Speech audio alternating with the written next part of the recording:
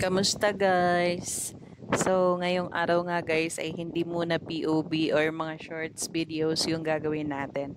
So, ngayong araw nga ay magbo-voice over ako netong paglabas ko nga at paghahatid ng documents sa aking partner sa labasan nga ng aming tinitirahan.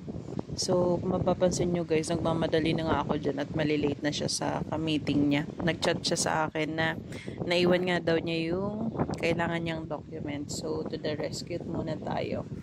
So, buti na lang guys at mayroon tayong suot na bota. So, etong bota na to guys ay hanggang bewang na siya. So, si partner ko nga po ay nag-aantay sa akin doon sa dulo na walang tubig. So, after niya makuha tong documents na to guys, ay dediretso na nga siya agad dun sa kanyang ka-meeting. So, medyo mababaw na sa part na to guys. Yan, kung mapapansin nyo, nakikita nyo na yung bota na ginagamit ko. So, ganyan dito guys. Ito yung banda dun sa may gate na kahit papaano mataas na din yung binabaso. Si partner na nga yung nakatayo dyan sa labasan. So, ito na nga siya. So, binigay ko na nga agad sa kanya at halatang halata na nagmamadali na rin talaga siya. Makaalis nga kasi may ka-meeting pa siya. So, pagbalik nga natin guys, pauwi ng bahay. So, dadaanan ulit natin ito bago tayo lumusong sa mas mataas na baha.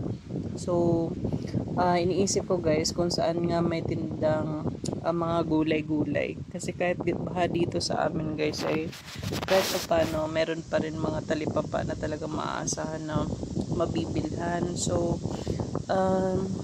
naghahanap-hanap nga ako dito guys sa suki ko kung may mabibili ako para doon sa mga naka-freezer nga na pwedeng ulamin sa bahay. So, alam nyo guys, sabi nga mahirap talaga mag-ano ngayon kasi yung mga gulay nga ay apektado din doon sa pagbaha. So, kung mapapansin nyo guys, ganyan pa rin yung tubig sa amin para kaming merong malawak na ilog dito sa looban nga na tinitirhan namin guys. So, ganyan siya guys. Talagang kinover niya yung buong ilog namin. Or buong ilog, buong kalsada. So, dati guys, kalsada yan. Pero actually, ang baha dito kasi sa amin guys ay tumatagal talaga ng months bago mawala. So, lalo yung sa side namin guys kasi catch basin kasi siya. So, medyo matatagalan talaga bago mawala yung baha. Usually, yung naranasan namin dito guys ay umaabot ng 3 months. Yun yung pinakamalala. 3 months namin titiisin yung baha.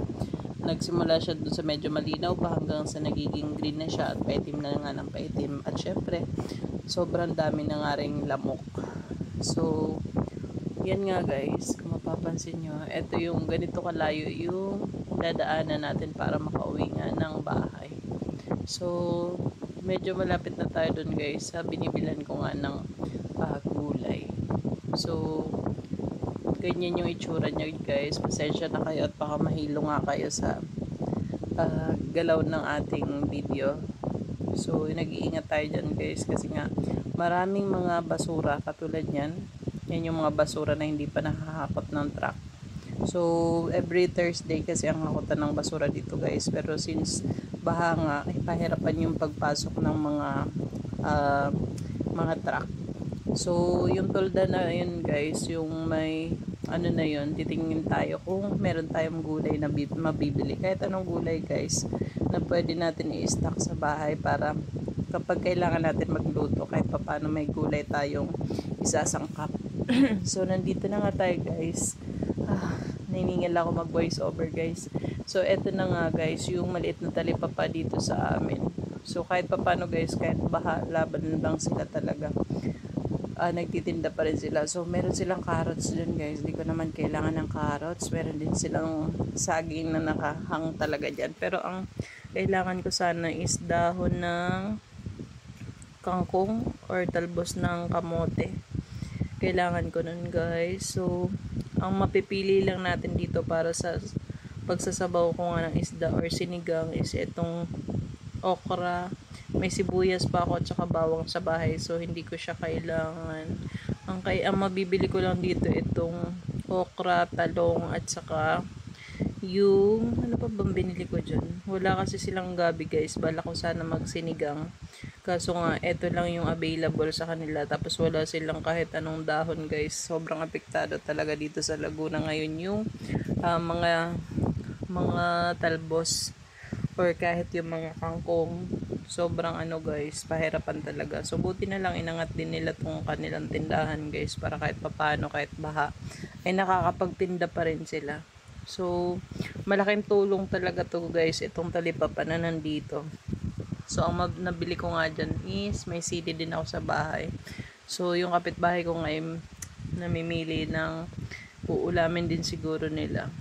So buti meron silang mga isda dyan guys, meron silang manok.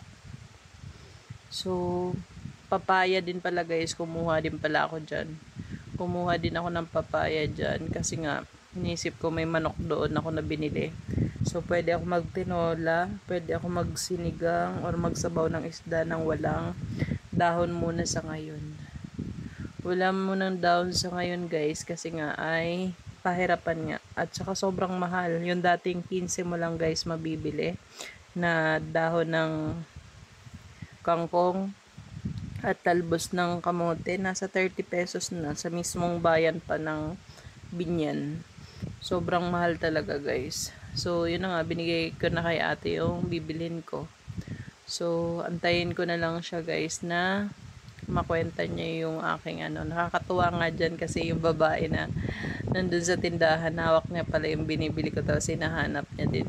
Nagtawanan na lang kami dyan guys kasi nga hawak niya pala yung pinamili ko. Sabi ko bakit kaya parang hawak niya yung pinamili ko, ako yung bumili nun. So pagkatapos nga natin bumili dyan guys, ay hindi na nga natin inantay yung aking isang kapitbahay at ako nga dumiretso na dahil umuulan na nga rin dyan guys at palakas na nga ng palakas talaga yung ulan. So kung mapapansin nyo guys, sobrang haba talaga ng voice over na to at medyo hinihingal na nga ako kakasalita. Pero syempre guys, gusto ko ipakita sa inyo kung gaano talaga kalawak yung baha dito sa amin. So eto nga yung street namin guys. So mga ilang bahay pa bago yung mismong bahay namin.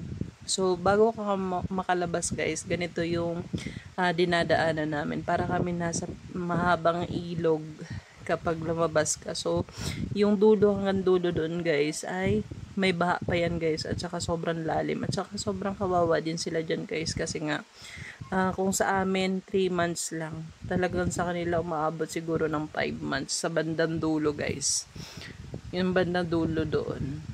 So ganyan guys, talagang lubog talaga, kawawa yung mga walang taas talaga dyan guys.